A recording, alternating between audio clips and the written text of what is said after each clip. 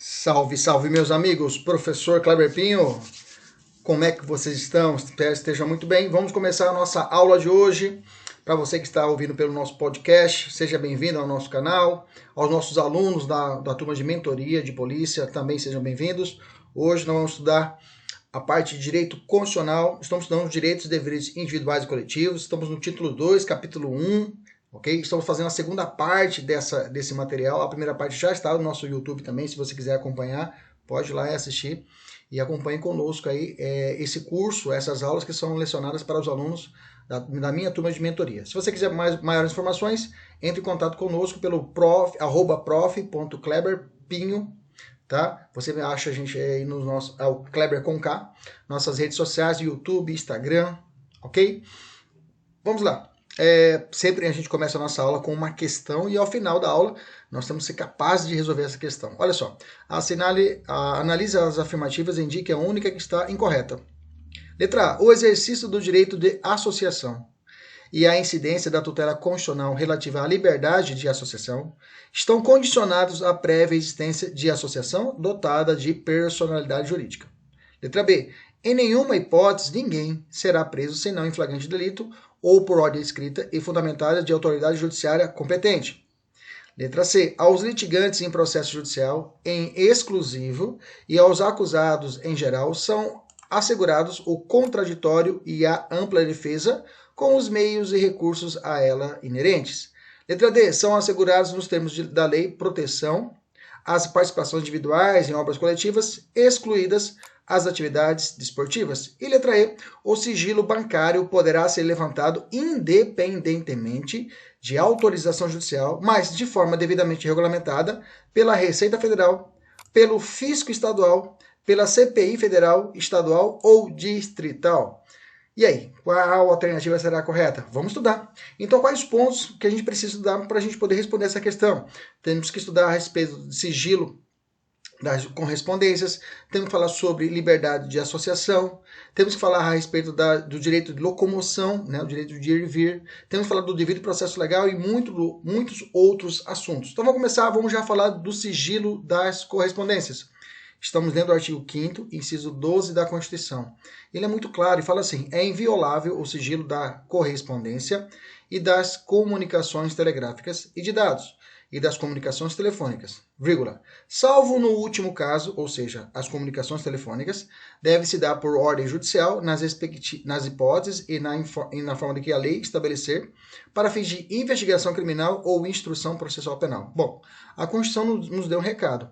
Primeiro de tudo, tem que nos lembrar que o sigilo da correspondência, quando a Constituição fala, ele está falando de um gênero que tem várias espécies. Eu tenho a correspondência epistolar, eu tenho a correspondência telegráfica, eu tenho ali, aqui, está mais aqui embaixo, eu até coloquei no nosso material, quais são as espécies do gênero correspondência. Correspondência epistolar, ou seja, o exemplo é cartas, a comunicação telegráfica, dados bancários fiscais e comunicações telefônicas, ok? E aí ela estabelece uma ordem, que só no último caso elas poderiam ser, digamos assim, violáveis através de ordem judicial para investigação criminal ou instrução processual penal. Vamos entender isso. Primeira questão que eu lhe faço: a proteção ao sigilo da correspondência é um direito de primeira dimensão, inerente ao particular, pessoa física ou pessoa jurídica de direito privado. Perfeito. Não se estendendo a pessoa jurídica de direito público, ou seja, o município de uma cidade, ela tem o direito à proteção da inviolabilidade do sigilo da sua correspondência, do sigilo bancário? Não, tá? Essa proteção do inciso 12 da Constituição, ela é direcionada às pessoas, a pessoa física, a pessoa jurídica de direito privado. O município, ele não goza dessa proteção do sigilo quanto às informações bancárias. Ou seja, o que o município tiver uma conta, estiver transacionando, não haverá essa proteção do sigilo, ok? Então, por exemplo, dados arquivados no DETRAN, cartórios imobiliários de junta comercial, tá? A turma do STF já entendeu a esse respeito que não cabe invocar a proteção constitucional da privacidade em relação a registros públicos. Contas bancárias de entes públicos, em 2017, o STF também já se manifestou através da relatoria do ministro Dias Toffoli, ok? Olha só uma questãozinha que caiu na PGE do Amazonas. Não estão sujeitos à proteção dos sigilos os valores de remuneração dos cargos públicos. Exatamente. Está claramente pelo princípio da transparência e da publicidade. Nós já vimos isso na aula passada, né? Que o salário, o vencimento do servidor público, ele é de caráter público, ou seja, todos têm acesso a essa informação. Ok? Vamos continuar. As comunicações telemáticas estão previstas na Constituição? Gente, comunicação telemática, o inciso 12 não trouxe, tá? Mas a Lei 9.296 de 96, que trata da quebra da interceptação telefônica, quebra de dados telefônicos, ela trouxe no parágrafo único a proteção à interceptação de fluxo de comunicações e sistemas de informática e telemática, ok? E já tem várias decisões do Supremo quanto a isso, que também é aplicada os regramentos dessa lei para essa quebra dessas temáticas, ok? Nós vamos ter uma aula exclusiva sobre interceptação telefônica, tá?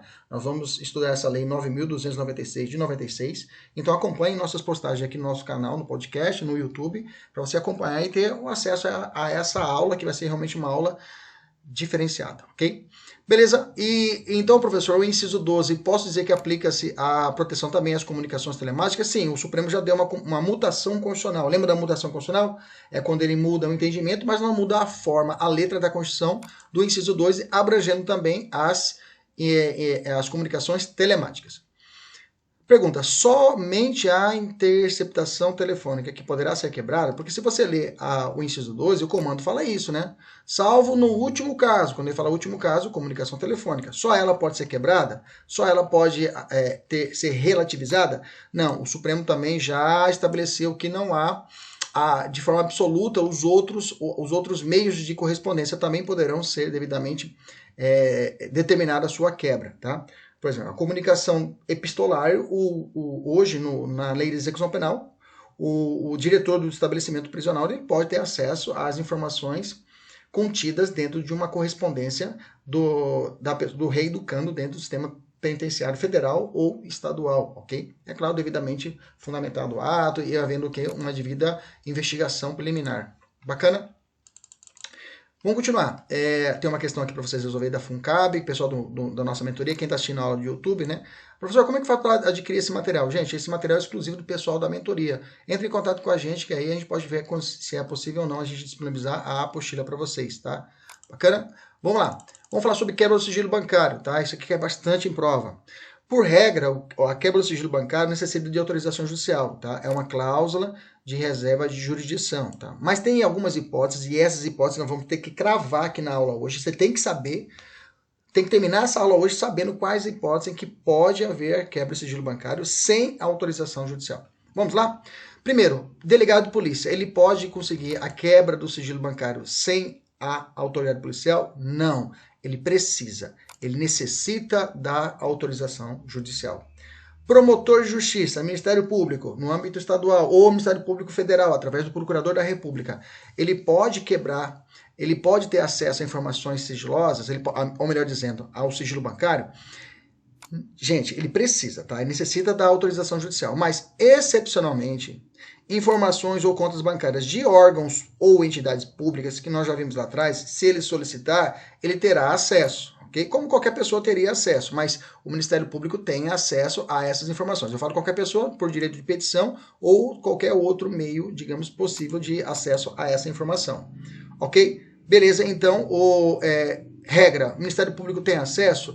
A regra é não, mas se for informações ou contas bancárias de órgãos ou entidades públicas, ele tem acesso. Beleza? Olha só, já que é uma questão da IBAD, tá? 2017 para a GPEM aqui no Mato Grosso. O Ministério Público não precisa de autorização para requisitar informações bancárias do Banco Central. Não, tá? Ele precisa, tá? Não. Se ele falasse, informações do Banco Central de contas do município de tal cidade, aí tudo bem. Ou do estado tal, aí tudo bem. Mas como a questão não trouxe o complemento da questão, ficou solta, tá errado. Continuando, Tribunal de Contas da União. Necessita, tá, gente? Ele precisa, o Tribunal de Contas, um órgão auxiliar ao Poder Legislativo para o controle, ele exercer o controle externo das contas públicas, ele precisa de autorização judicial. Tem exceção? Tem. O envio de informações ao Tribunal de Contas de operação de crédito originário de dinheiro público. O envio de informações de operações de crédito que tem dinheiro público no meio, o Tribunal de Contas tem acesso. Ele vai ter acesso, nesse caso, nessa movimentação bancária que tenha dinheiro público. Nesse caso, não precisa de autorização judicial. Receita Federal, professor, não necessita, viu, gente? A Receita Federal não necessita de autorização judicial para ter acesso ao sigilo bancário, tá? Tem uma lei complementar 105/2001 que autoriza isso. O repasse das informações bancárias para o fisco não é definido como quebra de sigilo. Mas cuidado, tá? Essas informações não podem ser emprestadas para fundamentar futuras investigações penais ou vice-versa, tá? Ela tem que ficar ali restrita para investigações da Receita Federal. Exemplo, a autoridade ou autoridade policial ou o Ministério Público solicita a Receita Federal, solicita da Receita Federal as informações por ela colhida para fundamentar a investigação penal contra determinado contribuinte. Pode? Não pode, tá? Fisco estadual não necessita, tá? O fisco municipal tem restrições, tá, gente? Fisco municipal não tem essa prerrogativa. O fisco estadual, sim, ok? Já caiu também em 2017. O Supremo Tribunal Federal consente que a autoridade policial compartilhe com a Receita Federal informações que obteve por meio de quebra-sigilo. Não, gente, não pode. Como eu falei para vocês, vice-versa. Mesmo a autoridade policial não pode requerer da Receita informações privilegiadas para poder fundamentar a investigação, e nem ao contrário, nem a Receita Federal pode pedir para o delegado de polícia informações para que ela possa fundamentar as suas pesquisas. Beleza? CPI, professor, CPI não necessita, tá? Exceto a CPI municipal. A CPI municipal, essa aí não tem acesso ela necessita de autorização judicial. Beleza? Fechamos. Bacana, tá? O pessoal da mentoria tem vários exercícios para você praticar nesse ponto agora, 2 exercícios importantes. E eu tenho uma observação. Os processos judiciais que determinaram o afastamento do sigilo bancário ou fiscal, é claro, devem tramitar em segredo de justiça. Falando nisso, é possível a publicação na página do Senado Federal, no site, a divulgação de dados obtidos por meio de quebra-sigilo por determinada comissão parlamentar de inquérito. Ou seja, eles conseguiram arrecadar, quebrar o sigilo, a CPI, e querem colocar no site do Senado esses dados. É possível? Não, tá? O Supremo falou que não. Nesse caso, não. Não é possível dar essa publicidade através do site. Vamos falar um pouquinho da quebra de sigilo telefônico, tá? Dados telefônicos é sinônimo de sigilo telefônico? Gente, cuidado. Dados telefônicos é diferente do sigilo telefônico propriamente dito. Quando se fala de sigilo telefônico, está falando do áudio, né? Ouvir a conversa, né? Ter as escutas. Né? Hoje tem a lei de crime organizado também trata disso, a respeito disso, dessas escutas ambientais. Nesse caso, os dados telefônicos é diferente. Os dados telefônicos, eles não recaem essa proteção constitucional. Ou seja, as informações solicitadas, por exemplo, do delegado de polícia, lá no artigo 13A do Código de Processo Penal, na situação de tráfico de pessoas, o delegado ele vai requisitar a vivo as últimas ligações do sujeito. Ele não está pedindo o áudio, está pedindo a conta do sujeito, a conta telefônica dele, que vai informar de onde ele ligou, para onde ele ligou, quanto tempo durou. Esses dados telefônicos não estão sujeitos à proteção constitucional, ou seja, não precisa de autorização judicial. Ok? Os dados telefônicos, conteúdo da conversa e os registros a elas relativos, tais como dia, hora e duração de chamadas, não necessitam de autorização judicial. Beleza? Tranquilo? Olha só essa questão que caiu do CESP, no Tribunal Regional Federal da 5ª Região. A quebra de sigilo dos dados telefônicos submete-se ao princípio constitucional da reserva da jurisdição, de modo a ser preservar a esfera da privacidade das pessoas. Errado, tá? Quebra de sigilo de dados telefônicos não é interceptação telefônica. Bom, a lei que trata da interceptação telefônica é a Lei 9.296 de 96, tá? Ela só foi editada em 96, só regulamentada em 96. Antes existia o Código Brasileiro de Telecomunicações. E havia na doutrina, e há essa oportunidade depois, que disse que toda interceptação que foi feita antes dessa regulamentação, ela é considerada ilícita, tá? Somente se deu a regulamentação depois de 96. Então, esse Código Brasileiro de Telecomunicações não legitimava a interceptação antes, tá, da regulamentação. Então, a interceptação telefônica é a única espécie que recebeu um tratamento especial. Se você ver o inciso da Constituição, somente ela que trata que é necessário o quê? Ordem judicial prévia, na forma da lei, e além disso, é para finalidade de investigação criminal ou instrução processual penal, tá? Beleza?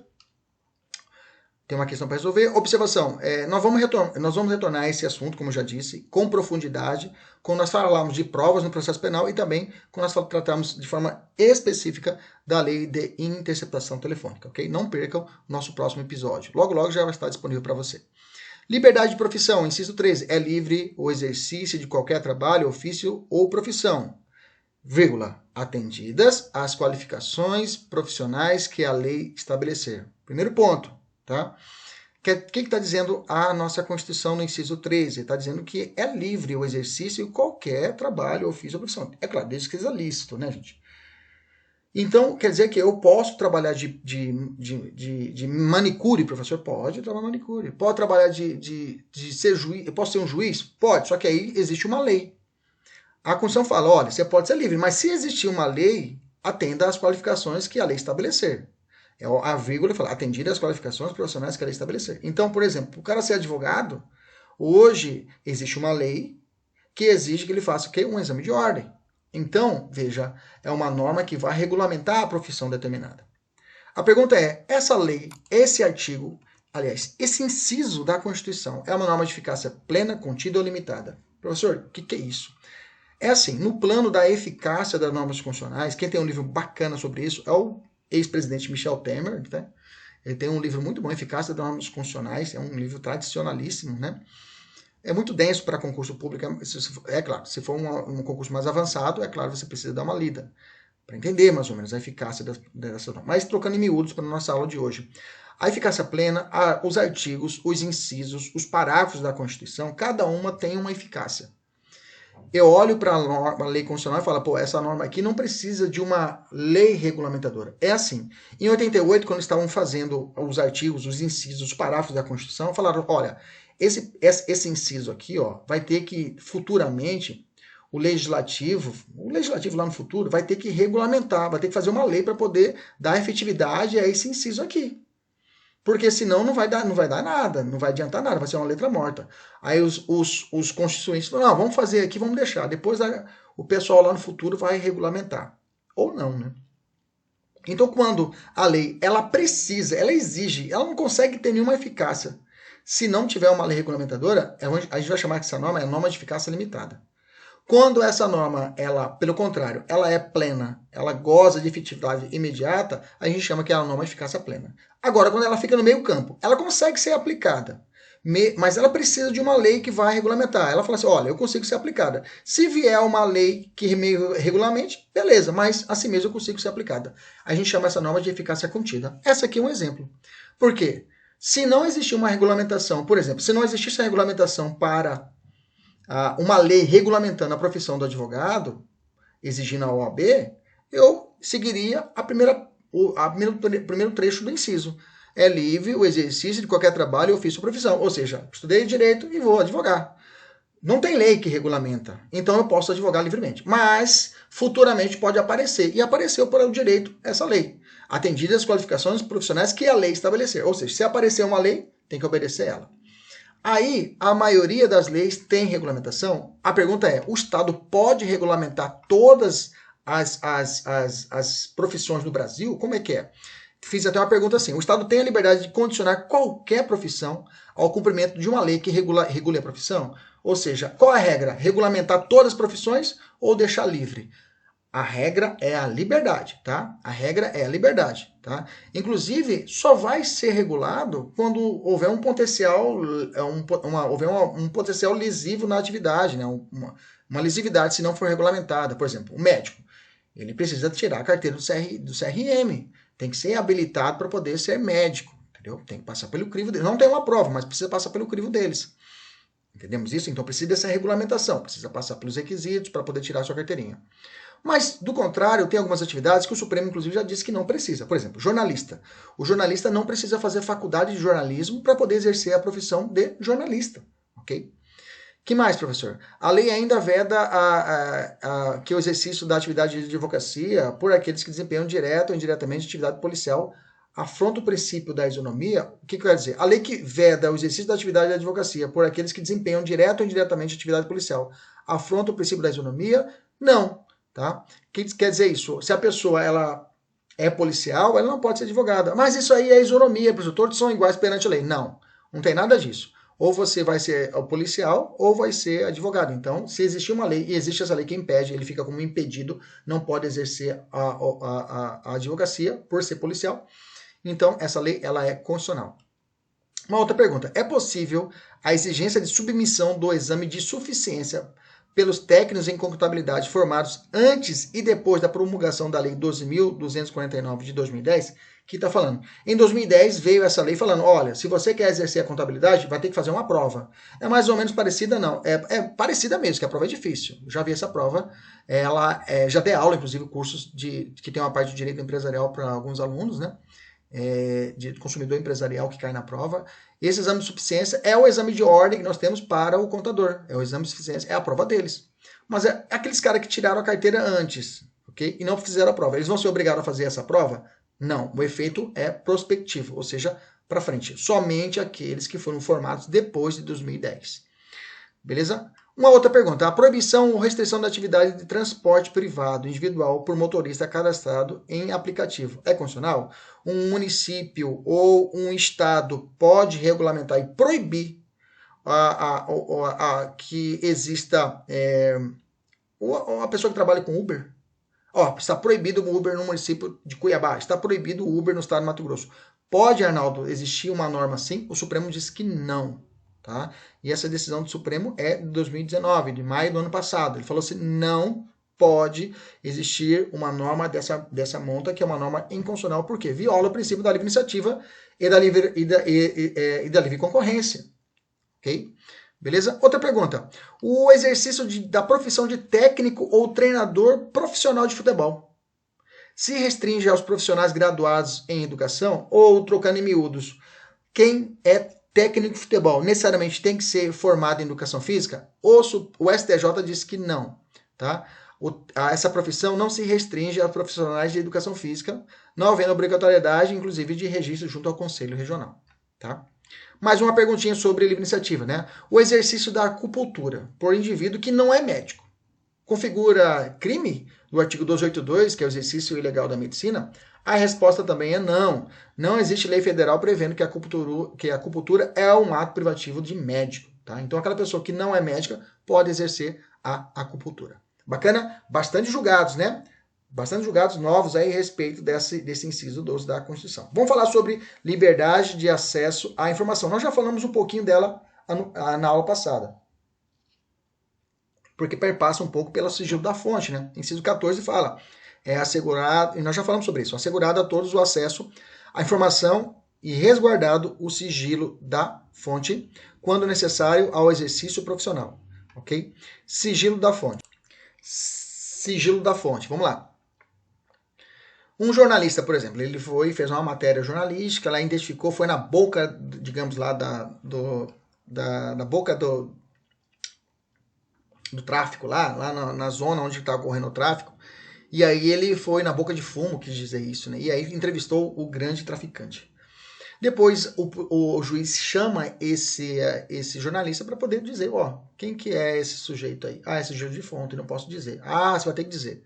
Não vai dizer? Então você vai responder pelo crime. Inclusive, o juiz que faz isso comete crime de abuso de autoridade, tá? Comete crime de abuso de autoridade, ok? Esse sigilo de fonte tem que ser respeitado. Não é obrigado a depor, não é obrigado a prestar testemunho, ok? Para aquelas pessoas que são proibidas de depor, que o exemplo é essa pessoa que exerce a profissão, mesmo que o traficante não pode falar, ele tem o direito de permanecer e não falar a respeito do seu sigilo de fonte, ok?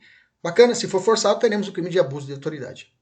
Ainda dentro dessa ideia, eu tenho um 33 que vai falar que todos têm direito a receber dos órgãos públicos informações de seu interesse particular ou interesse coletivo ou geral, que são prestadas no prazo e sob pena de responsabilidades ressalvadas aquelas cujo sigilo seja imprescindível à segurança da sociedade e do Estado.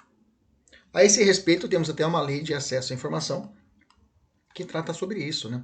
A Lei de Acesso à Informação, que é a Lei 12.527 de 2011, que regulamentou esse direito constitucional. Bom, a garantia ao direito ao acesso à informação vem com o direito de petição estampado no 34, tá? direito de petição, que é um remédio constitucional administrativo. Não vou falar isso na aula que vem. A aula que vem vai ser dedicado aos remédios constitucionais, na aula que vem de direito constitucional. Não percam, viu? Vamos tratar a respeito do habeas corpus, mandado de segurança, qual a diferença de um de outro.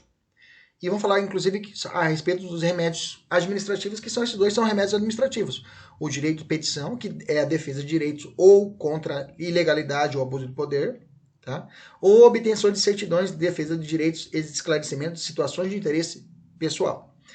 Bom, caso a informação seja negada, qual o remédio competente? Habeas data ou mandado de segurança? Bom, se a informação for individual, professor, habeas data, eu continuo perguntando, ou mandado de segurança. Preste atenção. A regra é que quando ocorrer a negativa ao exercício de um direito de petição ou de obtenção de certidões da defesa de direitos, esclarecimento de situações de interesse pessoal, que seja negado, o remédio será o mandado de segurança. Ah, meu professor, mas eu sempre aprendi que direito personalíssimo será o habeas data. Calma, preste atenção.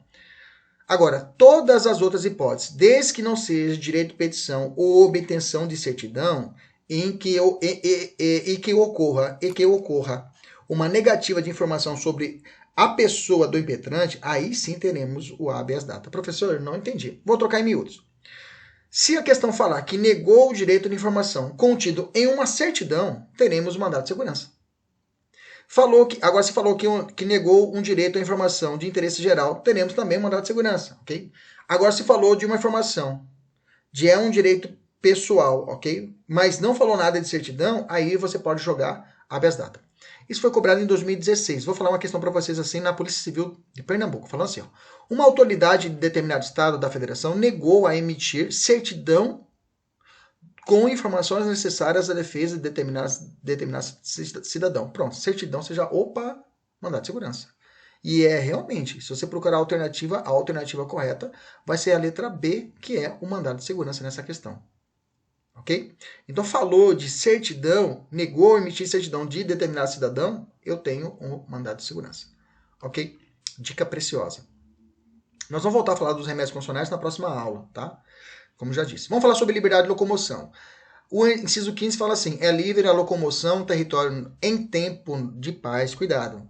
É livre a locomoção no território nacional em tempo de paz. Então, cuidado, é muito comum em prova falar em qualquer tempo, tá?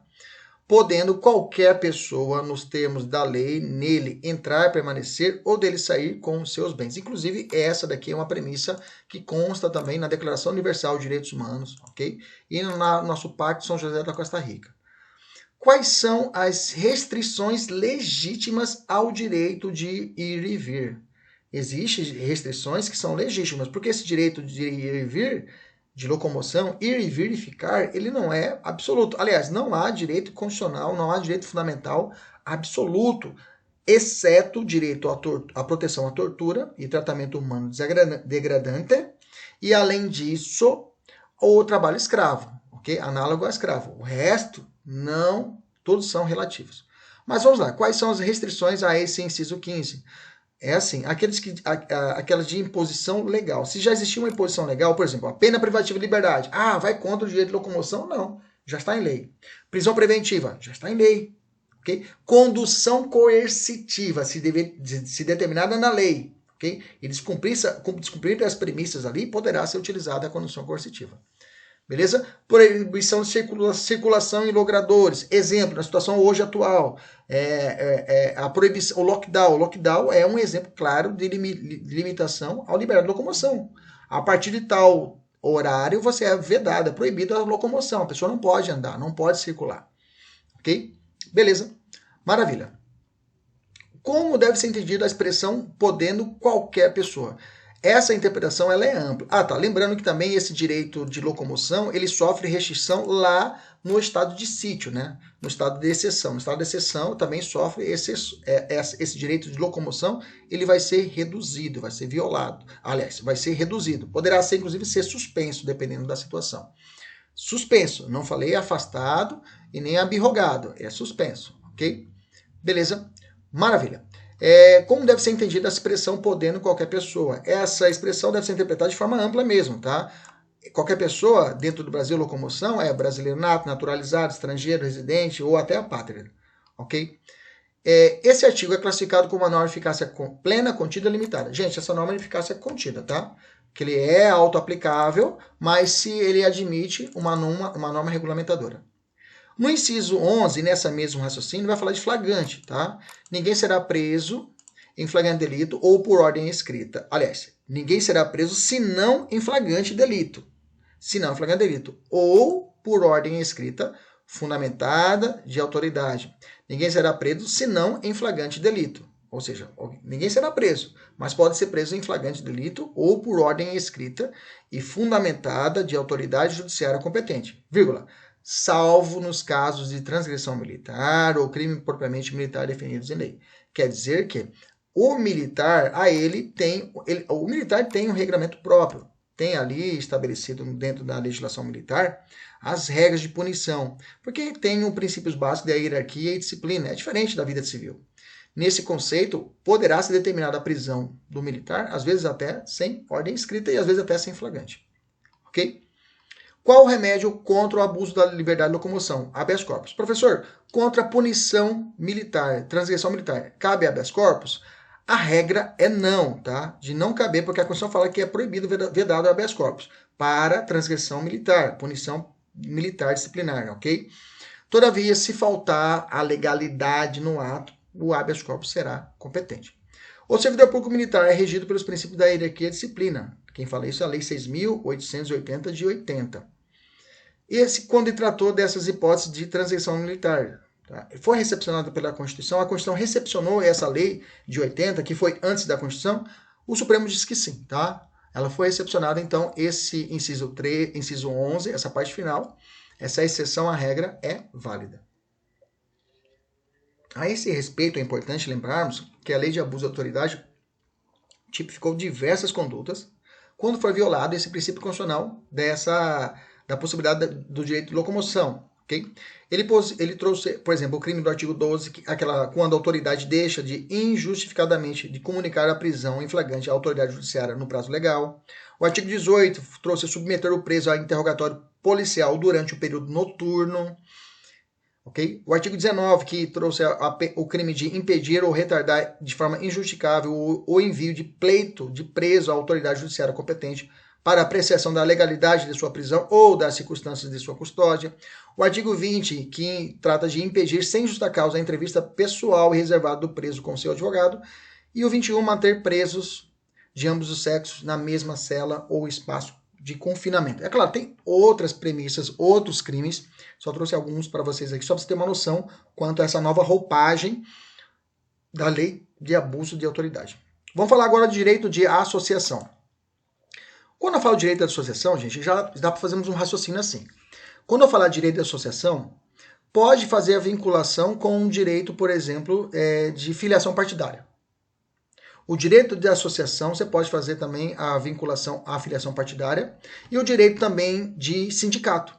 É isso mesmo. Quer ver? Vamos fazer uma comparação.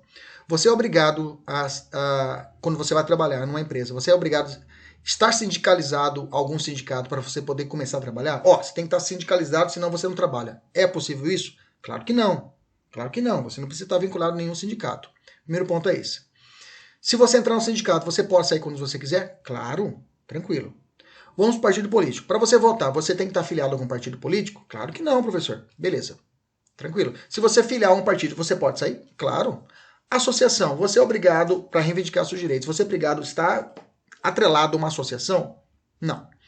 Se você ficar na associação, você pode sair livremente? Claro. Veja, o mesmo contexto eu apliquei para as três formas, tanto para a associação, tanto para o sindicalismo e tanto para a liberdade de voto. Bacana? Beleza? Então, essas três, elas se comunicam. Então, mas basicamente, o que eu estiver falando aqui na associação será aplicado de forma, digamos, guardada as suas peculiaridades para o direito ao voto e estou falando direito à filiação a partido político e o direito ao sindicalismo, direito à filiação sindical. Beleza?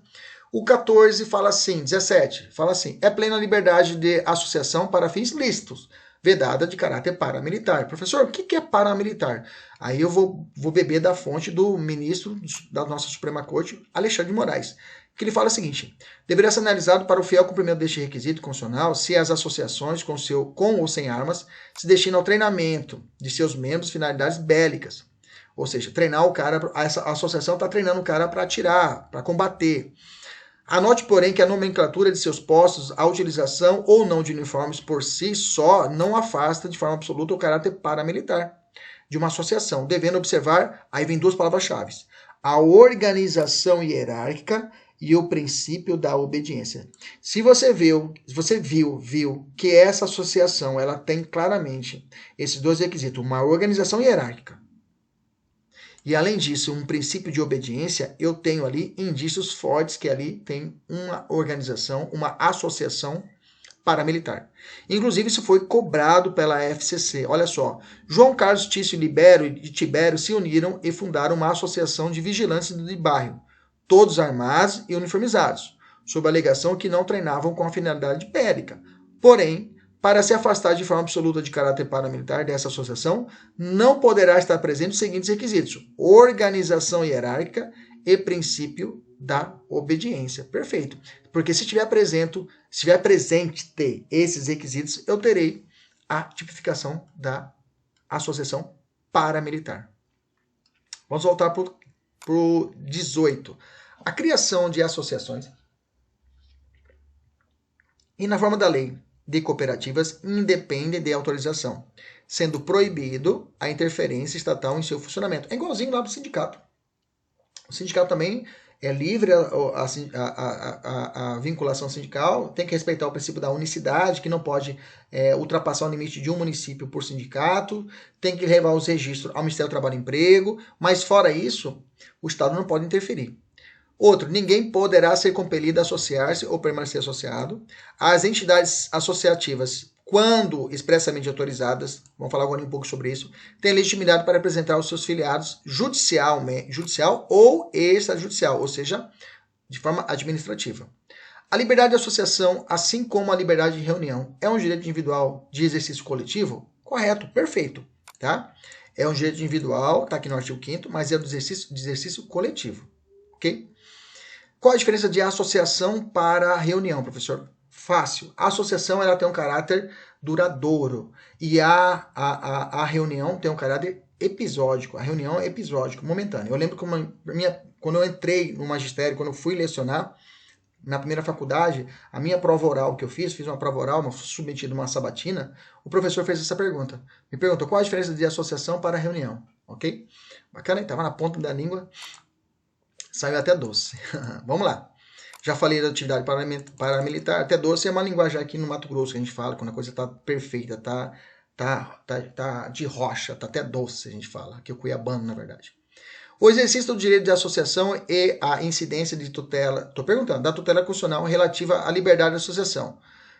Estão condicionados à prévia existência da associação, dotada de personalidade jurídica? Ou seja, para que eu possa exercer o direito de associação, necessariamente tem que existir uma associação, uma personalidade jurídica? Claro que não. Como também o direito ao exercício partidário, não precisa existir um partido para que eu possa externar esse meu direito. Não precisa existir uma associação, não precisa existir um sindicato para que eu possa externar o meu direito de sindicalização. O que eu quero dizer para você? Os direitos condicionais, os direitos fundamentais, eles não precisam de instrumentalização. Okay? Eles são perenes, eles existem, ok? O que vai ser a associação já montada vai ser a sua execução, mas o direito existe, o direito de associação é perene, ele existe. A forma de realizar, a forma de exteriorizar vai ser através da associação, mas ele já existe de forma prévia, ok? Então tá errada essa questão. Não precisa existir uma associação para que eu possa exercer esse direito. Bom, a autorização dos associados tem alguns posicionamentos. Tem uma súmula do STF que não é vinculante, é persuasiva, que eles chamam, que fala o seguinte, súmula 629. A impetração de mandato de segurança coletivo por entidade de classe em favor dos associados, independente de autorização deste. Então, para que eu possa impetrar um mandato de segurança, não precisa de autorização dos associados. A autorização para que a associação atue em juízo na defesa de direitos de seus filiados, como representante processual, pode ser conferido pela Assembleia Geral da entidade, não se exigindo a procuração individual de cada filiado. Ou seja, não é necessário recolher dos associados individualmente a autorização. Se for dada em Assembleia Geral autorização para que determinada associação represente os direitos, tá valendo. Por exemplo, o militar não pode fazer greve, né? O militar não pode fazer greve, mas você pode acompanhar na sua cidade, no seu estado, que existem associações. Associações do cabo e sargentos, do bombeiro, associação de cabos e sargentos da PM, associação de cabo de soldados da Forças Armadas. A associação pode existir. Vão buscar direitos, tipo descontos, vai buscar benefícios para a sua categoria, mas não tem o característico sindical, que é busca de direitos trabalhistas, ok? Súmula 630. A entidade de classe tem legitimação para o mandado de segurança, ainda quando a pretensão vinculada interesse apenas a uma parte da respectiva categoria. Beleza? Vamos lá. Uma pergunta. A legitimidade dos sindicatos para representação de determinada categoria depende de prévio registro do Ministério do Trabalho em obediência ao princípio constitucional da unicidade sindical? Sim. Essa questão ficou perdida, né? Que na verdade essa matéria está lá no meio do... Ela veio para cá, é do artigo 8º, né? Eu estou falando de sindicato, mas na verdade estou falando de associação. Mas tá beleza, nós falamos agorinha sobre isso, já até adiantamos já a matéria. Vamos falar do 19, fala assim, as associações, essa aqui é importante, inciso 19 da Constituição. As associações só poderão ser compulsoriamente, ou seja, através de uma força judicial, dissolvidas ou ter sua atividade suspensa por decisão judicial, exigindo cuidado. Normalmente a prova coloca assim, no segundo, mas na verdade é no primeiro. No primeiro caso, ou seja, a dissolução, ou seja, a extinção, o transjugado. Então, fica assim. A associação, para ser suspensa ou dissolvida, ou seja, extinta, precisa de uma decisão judicial. A suspensão das atividades se dará antes do trânsito julgado. O que é o trânsito julgado, professor? É quando a decisão judicial não cabe mais nenhum recurso. A dissolução, ou seja, a extinção, só se dará após o trânsito em julgado. Beleza? Maravilha. Vamos falar sobre direito de propriedade, tá? Inciso 22 trata assim, é garantido o direito de propriedade. E o 23 fala assim, a propriedade atenderá à sua função social. A Constituição Federal está dando uma ordem. Meu amigo, a sua terra, a sua propriedade, não é sua, não é plena. Não é um direito fundamental. Você tem que obedecer às premissas dadas pela lei para que ela tenha a função social. Professor, como que eu vou saber que a minha terra está tendo uma função social? A função social, ela vai ser analisada o imóvel urbano, você vai ter que obedecer o que está determinado no plano diretor do município, e no âmbito rural, a Constituição determinou algumas regras, ok? Determinou algumas regras. Por exemplo, essa terra tem que ser, digamos assim, explorada por família, ela não pode ter fins ilícitos, vamos falar agora a respeito disso, que você pode até ter expropriada a terra. O princípio da função, vamos ler um pouquinho aqui. O princípio da função social da propriedade é autorizada a imposição dentro de certos limites de medidas restritivas à garantia desse direito, mas não permite intervenções que não sejam constitucionalmente justificadas. Então, eu não posso também entrar na propriedade privada, por exemplo, uma invasão de terra por movimentos sociais. O Supremo falou assim, não pode, não é assim bagunçado. Supressão legislativa da instituição da propriedade privada. Também não pode. A lei não pode suprimir assim, de forma abrupta, sem um devido processo legislativo, sem um devido processo legal. A expropriação arbitrária de propriedade, sem a observação do devido processo legal. Tudo isso é combatido pelo Supremo. Okay? A função social é princípio da ordem econômica, inclusive. Tá? A função social da propriedade está contida no artigo 170, inciso 3 da Constituição, que traz um rol de princípios, tá? Que regem a ordem econômica. A lei estabelecerá, estou falando já do 14, fala assim o inciso 14, a lei estabelecerá o procedimento para desapropriação por necessidade, utilidade pública ou interesse social, mediante justa e prévia indenização em dinheiro, ressalvados os casos previstos nessa Constituição. Veja, essas desapropriações, elas conferem um pagamento, uma justa e prévia indenização em dinheiro, ok? Veja, nos casos de desapropriação, a indenização ela é justa, prévia e em dinheiro. Vamos falar agora sobre requisição. A requisição administrativa, a indenização é ulterior e se existir o dano. Ok? Vamos falar a respeito quais são as espécies de expropriação confiscatória. Essa aí não tem indenização. Quando acontece isso? Quando a pessoa perde a sua terra e não terá nenhuma indenização. Duas situações. Culturas ilegais de plantas psicotrópicas, ou seja, plantação de maconha, plantação de droga.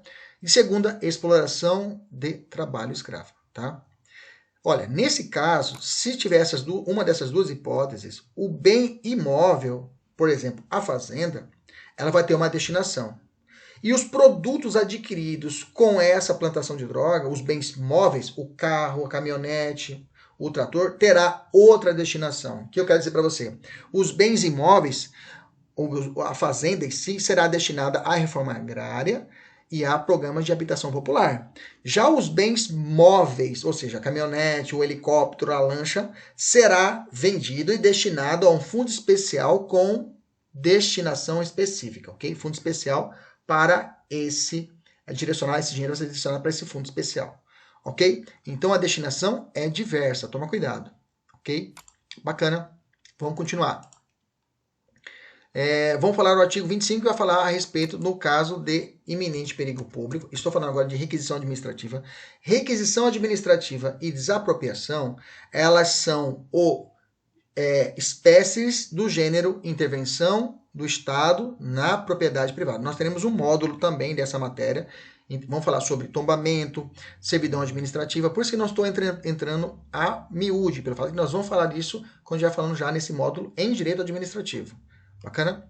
Então, sobre requisição administrativa que está na Constituição. No caso de iminente perigo público, a autoridade competente poderá usar de propriedade particular, assegurado ao proprietário indenização ulterior e se houver dano.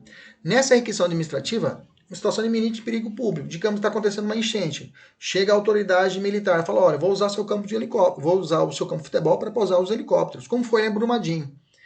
Beleza, pode ficar à vontade. Se caso destruir todo o campo de futebol, esse proprietário poderá requisitar uma indenização junto via administrativa ou judicialmente. Só que ele vai ter que comprovar que realmente existiu dano causado para que ele possa ser ressarcido. E o dinheiro, a indenização vai ser o quê? Ulterior. A Constituição coloca até esse termo, ulterior, ou seja, depois. Professor, e a respeito da penhora de uma pequena propriedade rural? É possível? Sim, tá? Está no artigo 26, e fala assim, ó. A pequena propriedade rural, assim definida em lei, vírgula, desde que trabalhada pela família, normalmente o examinador tira esse trecho.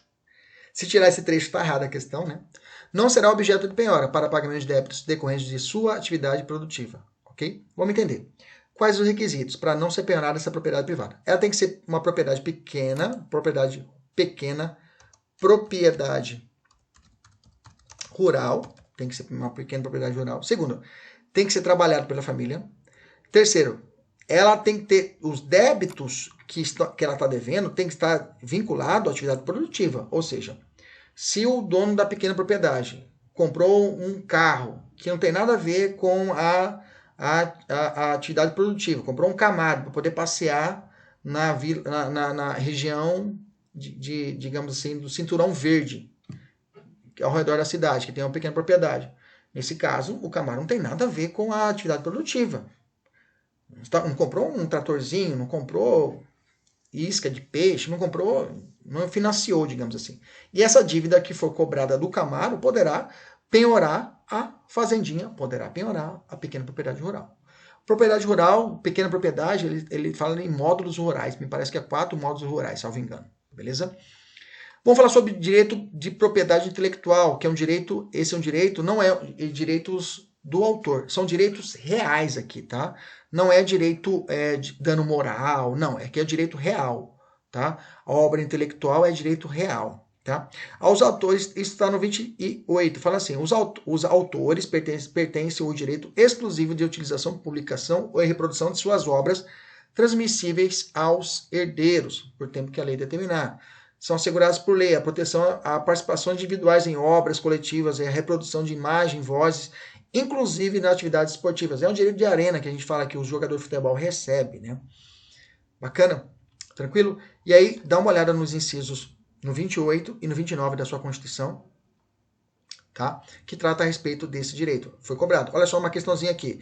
São assegurados nos termos da lei a proteção a participações individuais em obras coletivas, excluídas atividades esportivas. Não, é incluída a atividade desportiva. Ok? Olha, tem duas observações, duas súmulas, uma a 63 do STJ e a 386 do STF, que trata desse assunto. A 63 fala assim, são devidos direitos autorais pela transmissão radiofônica de músicas em estabelecimentos comerciais. Você já ouviu falar disso, né? É o CAD, né, que faz essa arrecadação, que a gente faz esse pagamento. Não é ECAD, né, que faz o pagamento do CECAD, que é quando você vai fazer um evento, precisa recolher o ECAD, né? Que é para isso, a destinação para isso, para esse fundo, para incentivo ao trabalho, ao incentivo à música, à cultura.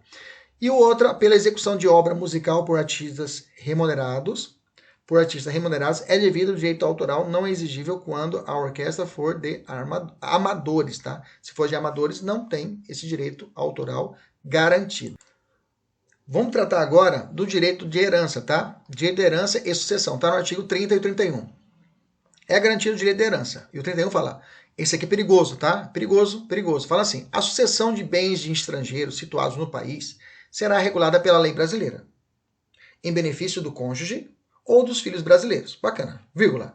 Sempre que não lhe seja mais favorável a lei pessoal do falecido. Vamos entender o seguinte, ó. O estrangeiro que tem esposa ou filhos brasileiros e imóveis no Brasil. As regras do jogo serão da lei brasileira, se ele falecer, tá?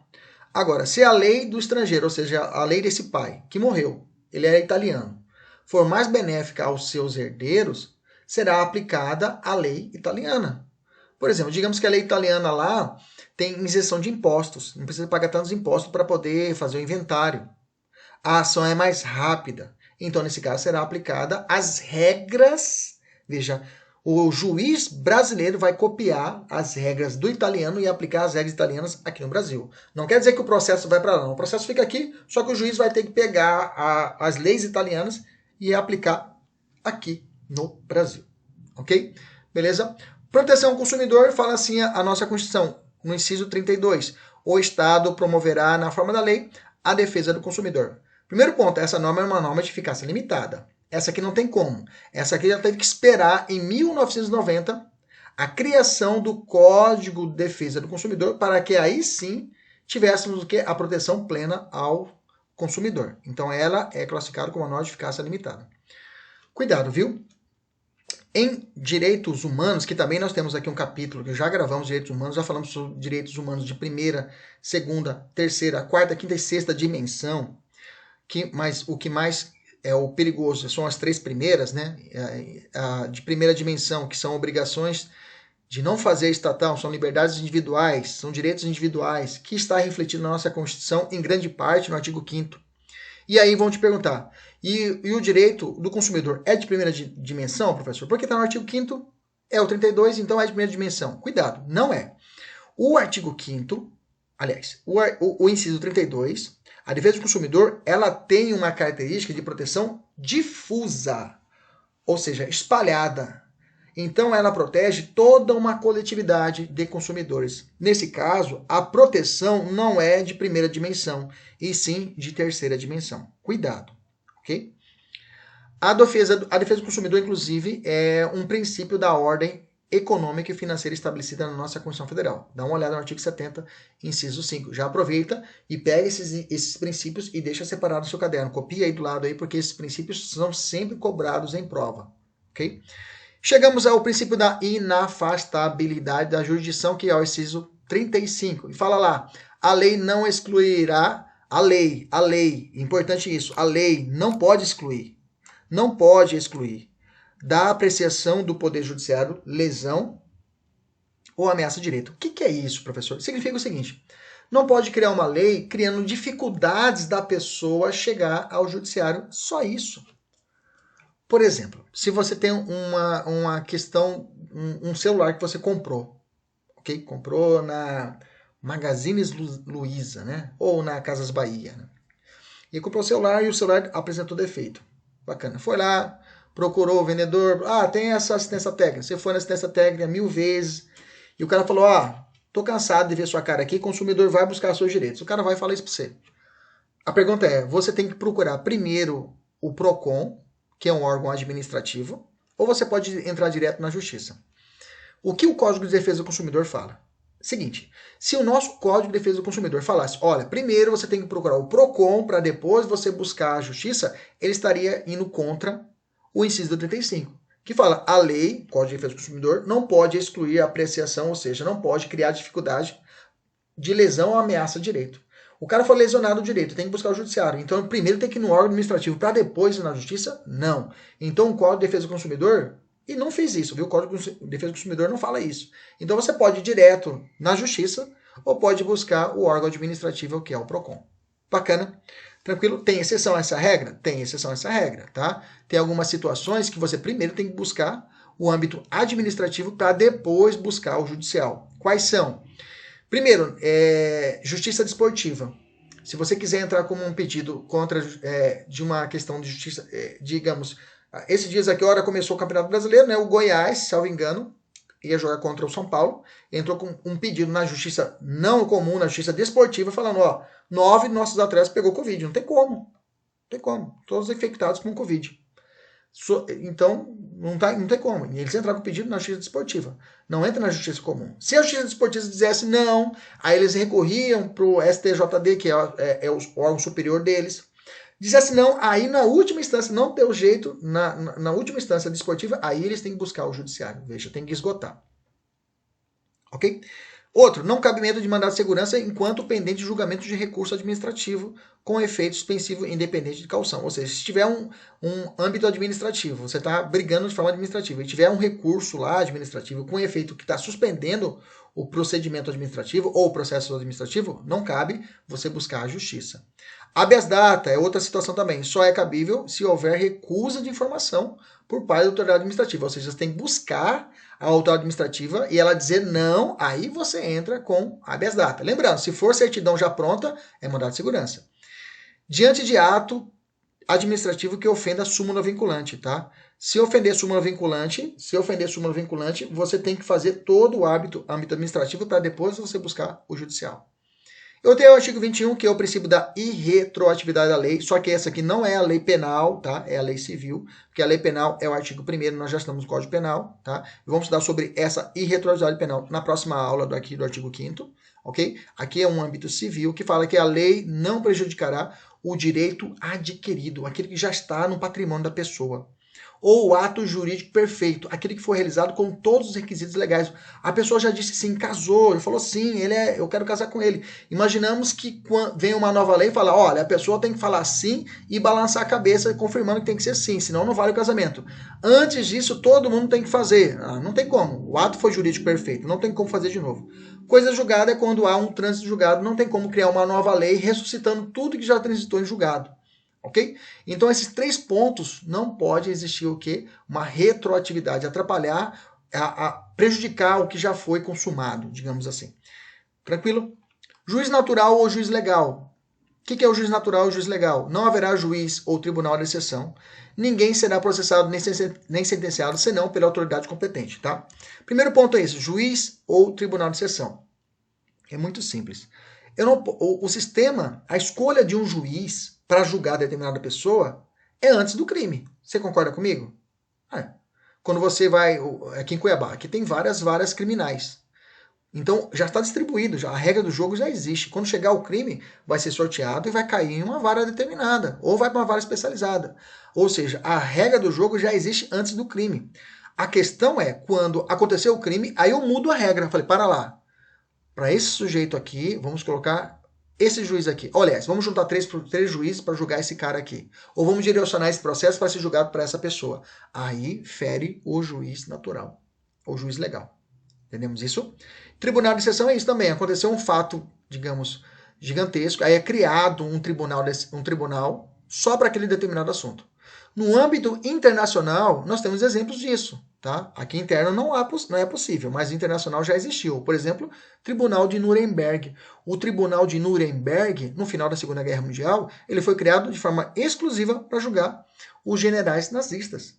E a maioria foi absolvida, sabia disso? A maioria foi absolvida, porque existia uma política de eles queriam já apagar o passado e precisava recomeçar a economia naquela época. Então, e a Alemanha ali já estava sendo partilhada, eles precisavam que ali a fila andasse. Então, a maioria foi absolvida naquele julgamento, ok? Volta para a nossa aula. Então, a prerrogativa de foro não viola o princípio da juízo natural. Ou seja, como eu disse para você, a regra é antes, mas se o cara tem uma prerrogativa por exercício da função, né? Então, é uma prerrogativa de foro, então não viola, porque ele já está realizando aquele cargo. Eu sou governador, sou julgado pelo STJ. Tá ferindo o juiz natural. Não, porque já existe essa previsão na lei. O STF também reconhece a existência do chamado promotor natural. Isso já foi cobrado em prova, tá? Esse promotor que não pode ser escolhido a dedo para acompanhar determinado fato criminoso ou determinado crime. Ok? Tribunal do Júri. Tribunal do Júri é reconhecido a instituição do júri com a organização que lidera a lei. Assegurados. Ok? São 4 princípios que são assegurados, 3 princípios na verdade, e uma regulamentação da competência. Primeiro princípio, plenitude de defesa. Gente, a plenitude de defesa, ela é específica ao Tribunal do Júri. Fora o Tribunal do Júri, a gente vai ter a chamada ampla defesa. Ok? A plenitude de defesa é isso, é a possibilidade de criar várias espécies de provas, até fora das provas conhecidas. Já foi admitida no Tribunal do Júri carta psicografada da vítima dizendo que não foi apenas um acidente. E foi admitido como prova, plenitude da defesa, ok? Sigilo das votações, a soberania dos veredictos, ok? A soberania dos veredictos, é soberana a decisão dos juízes que eu falo, juízes de fato, ali são os 7 jurados, e ele só julga crimes dolosos contra a vida. Cuidado, latrocínio não entra aqui. Latrocínio não é crime doloso contra a vida. Latrocínio é crime contra o patrimônio. Cuidado com essa pegadinha, ok? Eu tenho a súmula 721, que cai muito em prova, cuidado com ela. A competência constitucional do Tribunal do Júri prevalece sobre a prerrogativa de função estabelecida exclusivamente pela Constituição Estadual, ok? Se eu tenho uma Constituição Estadual falando que determinado deputado estadual, se matar alguém, vai ser julgado por tal crime, pelo Tribunal de Justiça, errado. O que vai prevalecer é o Tribunal do Júri, tá? Porque a competência veio exclusivamente numa Constituição estadual. Se vier na Constituição Federal, aí a Constituição Federal prevalece. Aí a Constituição Federal prevalece. Por exemplo, se o presidente da República matar alguém, ele vai ser julgado pelo Tribunal do Júri. Ele vai ser julgado pelo Supremo, entendeu? Pelo Supremo Tribunal Federal. Por quê? Quem determinou isso, essa regra, não foi uma Constituição estadual, foi quem? A Constituição quê? Federal. Então o Tribunal do Júri, nesse caso, não prevalece. Ok? Devido ao processo legal e contraditório, a gente vai falar muito no processo penal, tá? Mas ninguém será privado da liberdade de seus bens, nem sem o devido processo legal. Aos litigantes em processo judicial ou administrativo, isso é importante, tá? Já foi até determinado, por exemplo, uma situação de exclusão de um condômino. Aliás, condômino associado. Não, era associado. O cara fazia parte de uma associação de moradores, X. E aí vamos excluir esse cara é muito chato. Excluíram o cara sumariamente. Ele falou, tá errado. Ele foi até o Supremo e falou, olha, eu tenho o direito de ampla defesa contraditória. Mesmo não sendo um órgão estatal, mesmo sendo uma associação de moradores.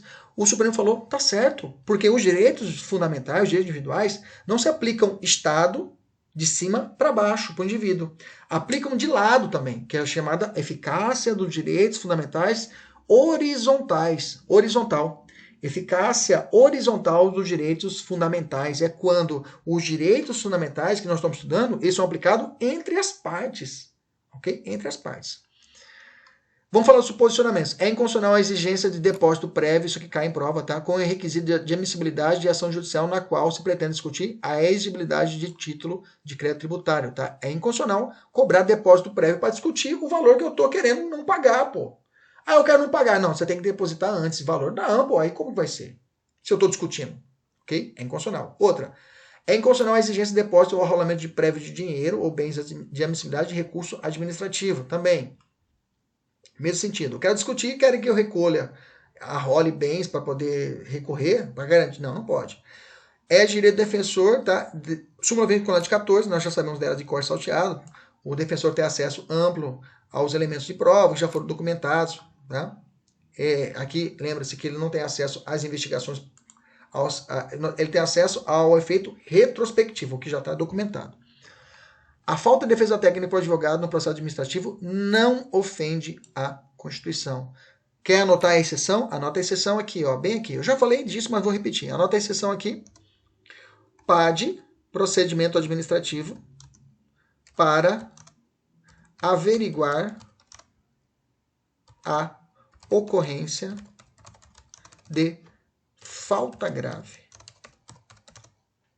na execução penal, falta grave pelo sentenciado na execução penal. Ok? Sentenciado ou provisório, né? Ou provisório, ok? Ou seja, no PAD, no processo que está investigando, se houve ou não uma falta grave pelo sentenciado, para aquele cara está cumprindo a pena, será necessário o advogado, ok? Na execução penal, será necessário a presença do advogado, ok? É um processo administrativo, mas precisa de advogado, beleza? Por fim, a inadmissibilidade de provas ilícitas. Eu vou resguardar, porque nós vamos falar dela em provas no processo penal. Nós vamos falar muito sobre ela, vamos falar muito sobre ela no processo penal. Então não perca aqui nosso episódio, aqui no nosso podcast, no nosso vídeo no YouTube, ok? Acompanhe nas redes sociais. Nós vamos trabalhar sobre serendipidade, vamos falar sobre provas ilícitas e provas ilegítimas, que agora está voltando muito a ideia das provas ilegítimas, dizendo que elas não são ilícitas por causa das situações de abuso de autoridade. Os tribunais estão tendo essa postura agora, interessante, essa mudança, essa discussão que já estava encerrada, estou começando a discutir a respeito disso novamente. Provas derivadas, teoria dos frutos da água envenenada, tudo isso vamos tratar na parte de processual penal de provas, ok? Não percam. Então vamos matar a questão hoje. Lembra da questão inicial? Vamos ver se a gente consegue resolver ela agora? Vamos lá. Analise as afirmativas e indique a única que está incorreta. O exercício do direito de associação e a incidência da tutela constitucional relativa à liberdade de associação estão condicionadas à prévia existência de associação? Não, não precisa disso para poder exercer esse direito. Letra B. Em nenhuma hipótese, ninguém será preso senão em flagrante delito ou por ordem escrita e fundamentada de autoridade judiciária incompetente. E o militar, lembra do militar? Tem a exceção à regra, então essa em nenhuma hipótese deixou a questão errada. Letra C. Aos litigantes em processo judicial em exclusivo. Opa, e o procedimento e o processo administrativo? Não tem ampla defesa contraditório? Errado. Letra D. São assegurados nos termos da lei a proteção às participações individuais em obras coletivas, excluídas as atividades esportivas? Pelo contrário, incluídas. Nos restou a letra E. O sigilo bancário pode ser levantado independente de autorização judicial, mas de forma devidamente regulamentada pela Receita, pelo Fisco Estadual, pela CPI Federal, Estadual ou Distrital. Perfeitamente é a nossa alternativa correta. Se você está assistindo essa aula no nosso YouTube, se gostou, se inscreva no nosso canal, compartilhe, liga o sininho e é isso aí. Se você está curtindo nosso podcast, até a próxima. Nossos alunos agora da mentoria terão 10 questões para trabalhar e eu fico esperando o retorno de vocês, se vocês acertaram, como é que foram. Um abraço, fique com Deus, até a próxima, se Deus quiser. Meus amigos, Ele sempre quer. Tchau, tchau.